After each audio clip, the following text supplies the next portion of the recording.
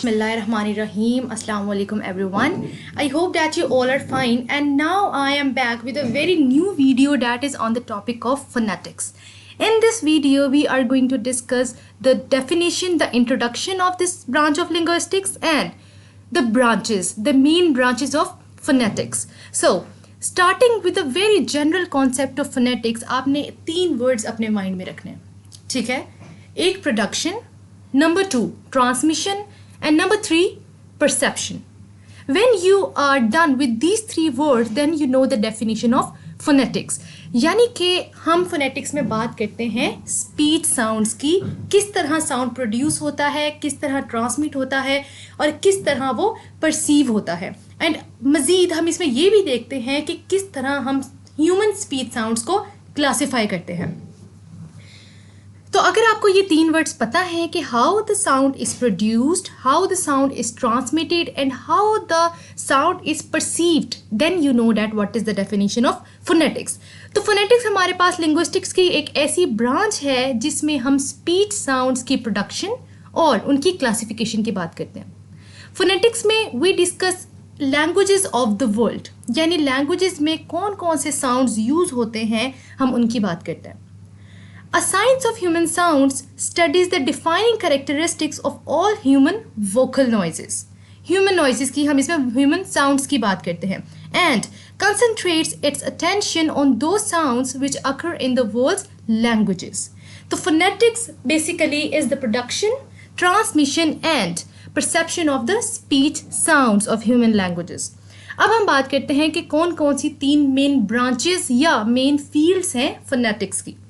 The number 1 is articulatory phonetics, number 2 is acoustic phonetics and number 3 is auditory phonetics. हम one by one इनको discuss करेंगे. So the number 1 we have is articulatory phonetics. सबसे पहले आपने इस चीज़ को याद रखना है. Let me describe one thing. इन 3 branches की हमारे पास एक एक लाइन में definition है. इसको याद रखेंगे, आपको ये कभी नहीं भूलेंगी. Articulatory means that how the sound is produced. It includes the production. जो first मैंने आपको definition में word बताया था, it includes the production of sound, that how words are produced, how sounds are produced. Number 2 branch we have acoustic phonetics. In this branch we are discussing the second word, that is the transmission.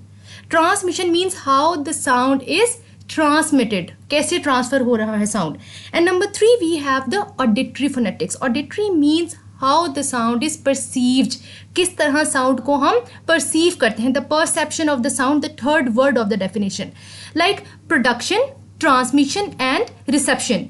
इसी के साथ साथ branches हैं articulatory, acoustics and auditory phonetics. ठीक है, तो अब हम स्टार्ट करते हैं आर्टिकुलेटरी से. जैसा कि मैंने बताया कि how speech is produced is concerned in articulatory phonetics. अब हम इसमें क्या क्या चीज़ें डिस्कस करते हैं. सबसे पहले वो ऑर्गन्स जो कि प्रोडक्शन ऑफ स्पीच में पार्ट प्ले करते हैं, उसमें हमारे सारे आर्टिकुलेटरी ऑर्गन्स आते हैं.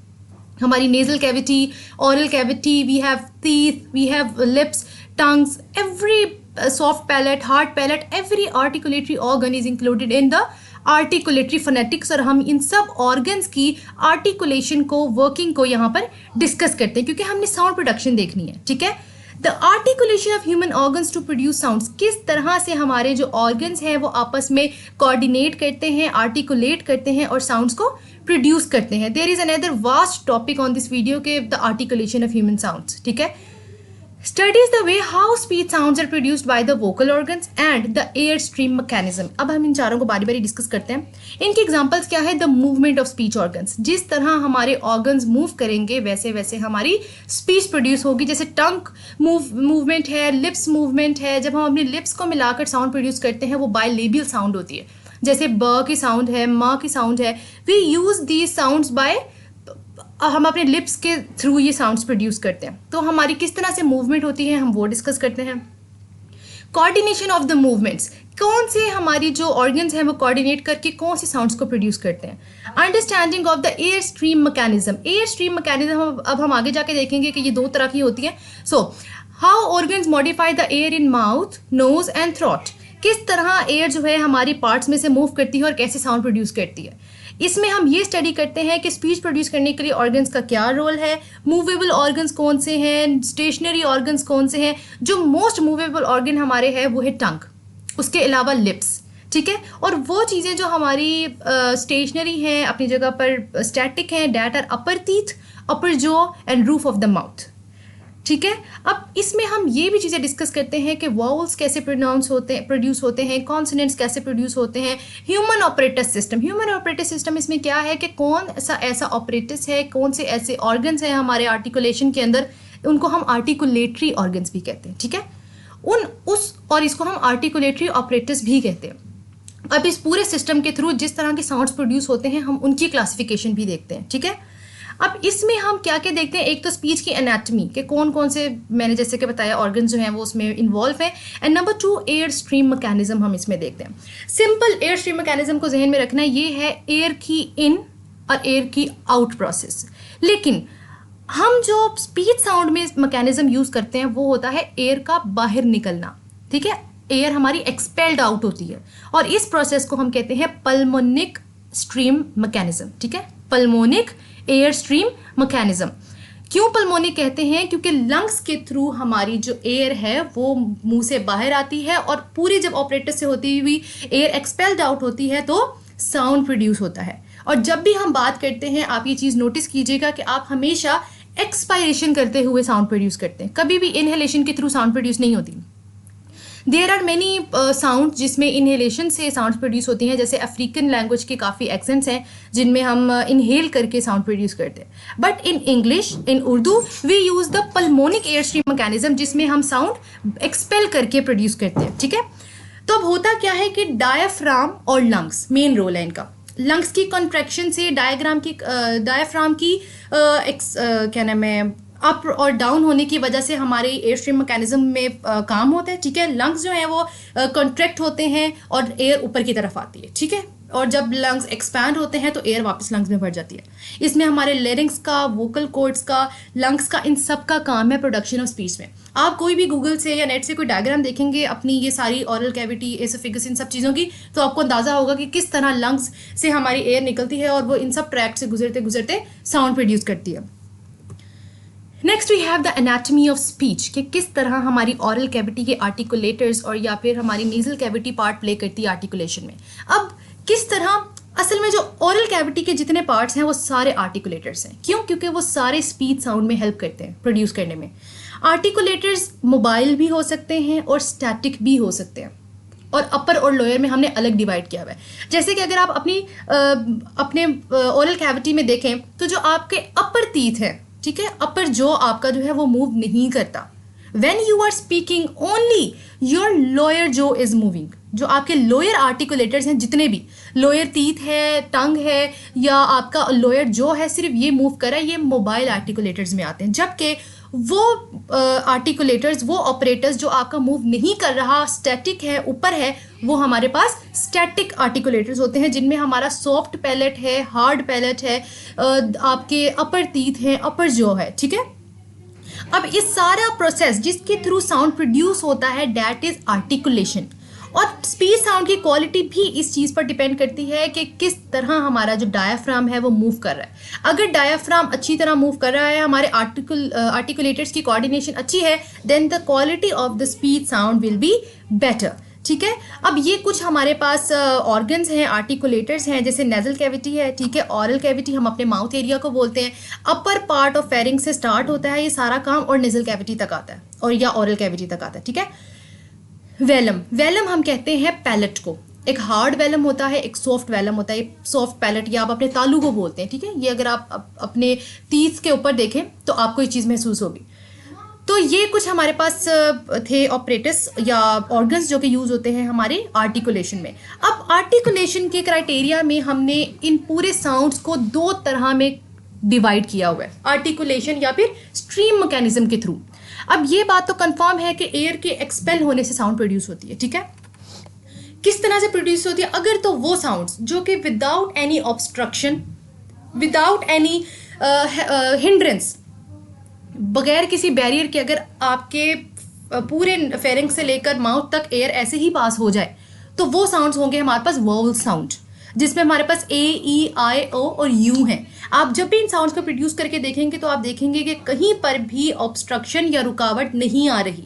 जबकि जब आप कॉन्सोनेंट्स प्रोड्यूस करेंगे तो आप देखेंगे कि कोई ना कोई आर्टिकुलेटर, कोई ना कोई हमारी शेप चेंज हो रही होती है हमारे माउथ में। कभी टंग जो है हमारे टीथ को टच करती है, कभी टंग हमारे सॉफ्ट पैलेट को टच करती है, कभी हमारे अपर जो एंड लोअर जो they come closer to each other. तो ये सारी चीज़ें हैं जो कि ओरल कैविटी में चेंजिंग के थ्रू अगर कोई साउंड प्रोड्यूस हो, that will be the consonants. और अगर वो साउंड्स जो कि हमारे पास विदाउट ऑब्स्ट्रक्शन प्रोड्यूस हो, वो होंगे हमारे पास वोवल्स। उसके अलावा हम इनको दो मजीद कॉन्सोनेंट्स को हम डिवाइड करते हैं, एक तो वॉइस्ड और एक वॉइसलेस।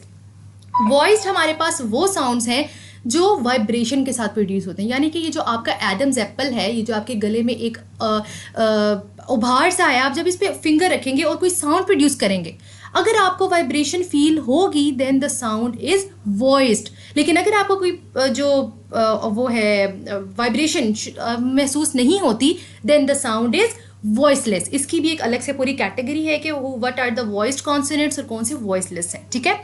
तो next we have the acoustic phonetics. सबसे पहले तो सारे स्टूडेंट्स इसकी प्रोनाउंसिएशन में बहुत गलती करते हैं, काफ़ी इसको अकाउस्टिक्स पढ़ते हैं। This is not acoustics, this is acoustics phonetics, ठीक है। सबसे पहले मैंने तो आपको ये बता दिया कि ये वो प्रोसेस है जिसके थ्रू साउंड वेव्स ट्रेवल करती हैं, ये ट्रांसमिशन का प्रोसेस है। इसमें हम वो सब चीज़ें देखते हैं जो एक साउंड वेव्स की क्वालिटी होती है, कि साउंड वेव की क्या फ्रीक्वेंसी है, क्या एम्पलीट्यूड है, क्या ड्यूरेशन है साउंड वेव का, किस तरह वो ट्रांसमिट करी है, what is the medium through the sound wave is transmitting, physical qualities कौन कौन सी हैं, किस तरह स्पीकर बोल रहा है, how it is perceived by the hearer. Propagation और ट्रांसमिशन साउंड वेव्स की आती है अकूस्टिक्स फोनेटिक्स में।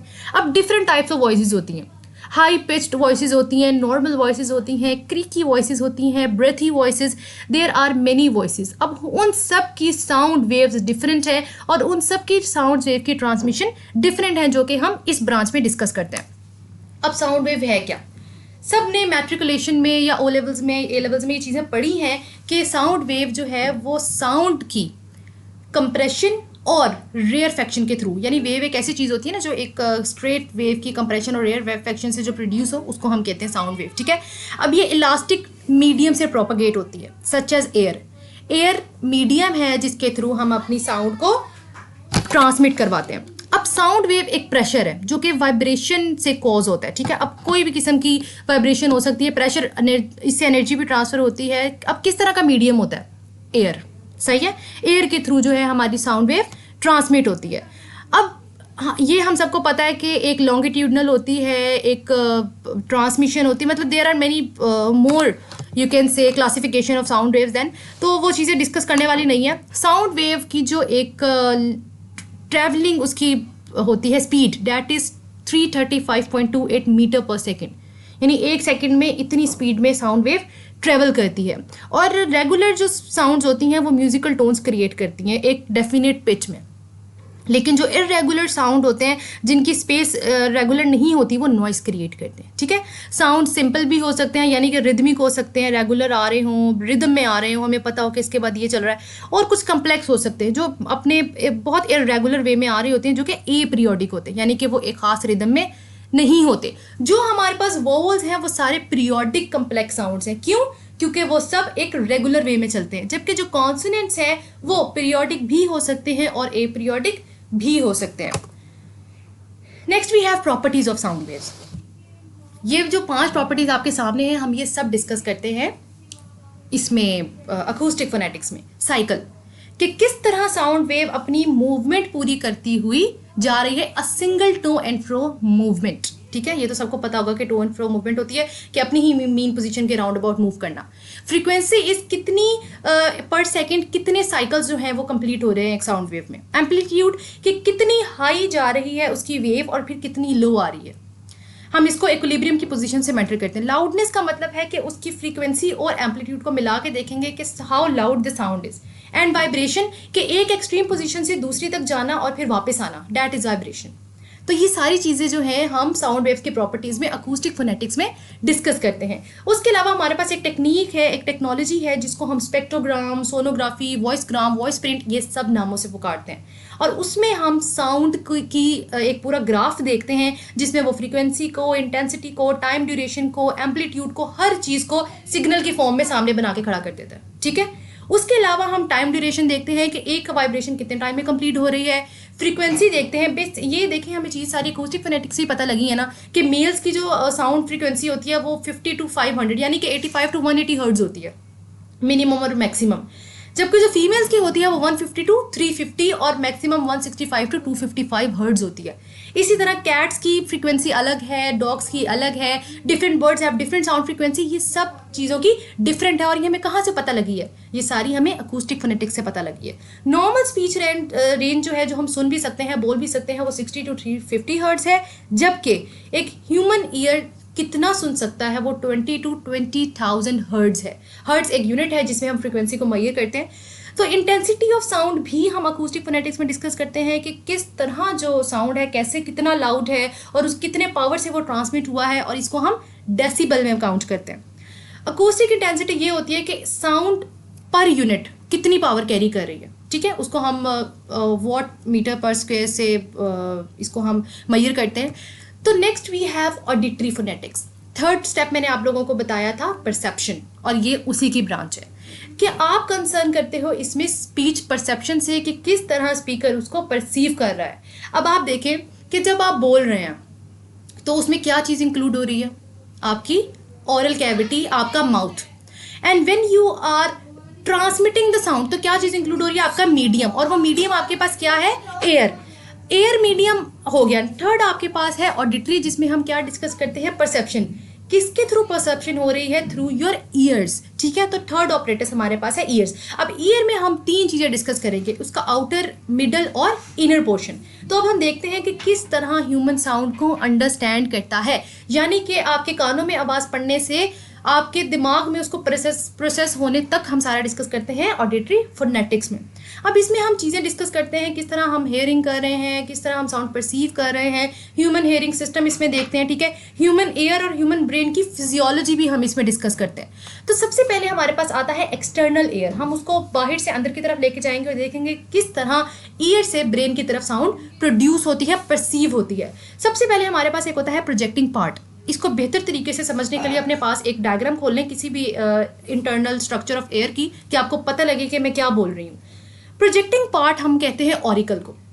ये जो बाहर आपको एक आपका मसल का एक फ्लैशी पार्ट मिल रहा होता है, ये होता है पिन्ना, ठीक है। ये 24 मिलीमीटर का होता है और ये सिर्फ एयर के बाहर हमें नजर आता है, ठीक है। ये एक हेलिकल के शेप का होता है। अब ये एक फनल के तौर पे काम करता है कि हम साउंड को आसानी से अपनी ईयर में लेकर जा सकें, कि डायरेक्ट साउंड वेव हमारी ईयर में जाए, ठीक है। अब होता क्या है कि पिन्ना रेजिस्टेंस को कम करता है, ठीक है, ताकि साउंड वेव आराम से पास हो और आराम से उसको कंप्रेस करके और प्रेशर बना के वो अंदर लेकर जाए। अब इस पूरे जो हमारे पास ऑरिकल है, इससे क्या होता है कि इनसाइड प्रेशर और आउटसाइड प्रेशर इसको ओवरकम किया जाता है, क्योंकि साउंड वेव प्रेशर से मूव करती है, ठीक है। तो उस चीज़ को ओवरकम करने के लिए हमारा जो पूरा एयर का स्ट्रक्चर है ना, वो उस हिसाब से ही बना हुआ है। तो ये अल्लाह ताला की कुदरत है हर चीज़ में।